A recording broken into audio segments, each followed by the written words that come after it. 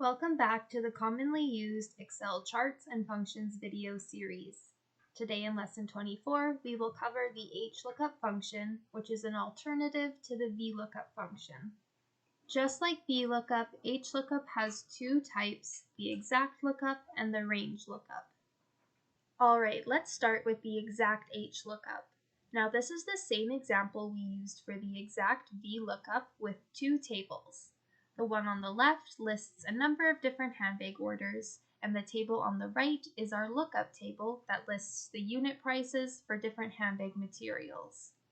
Now we're going to have to assign a unit price to each order on the left using the lookup table on the right. Hlookup means horizontal lookup, so the lookup table is now arranged by rows. Alright, let's go ahead and enter the function. And you can see the first argument is the lookup value, and this can be either a single value or an entire column. It is often easier to input the entire column, and that's what we'll do today. The second argument is the table array, which will be the entire lookup table without the row labels. The third argument is the row index number of the lookup table that we are using. And since we are looking up the unit price, we will input a 2 as that is the second row of the lookup table. The fourth and final argument is going to be false since we are doing an exact match. And if you remember from the last video, false is equal to 0, so we can just input a 0 and then close our brackets and press enter, and you can see the function worked.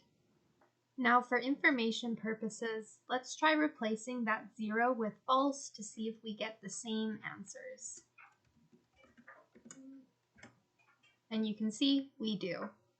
I find that fourth argument a bit tricky, so there's actually a way we can formulate our lookup table so that we don't have to include that fourth argument in our function. If we move to the right, the lookup table must be organized by its lookup row from A to Z or lowest to highest. In this case, our lookup row is the materials row, so that row must be sorted from A to Z. This means just switching the places of cotton and leather, which I will go ahead and do.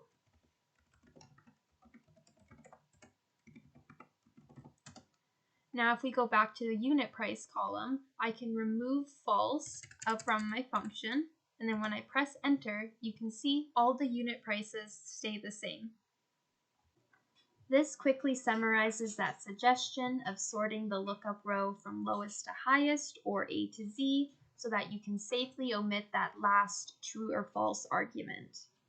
Now that concludes today's lesson where we covered the exact Hlookup. And in the next lesson, we will go over the range Hlookup. Thank you for watching.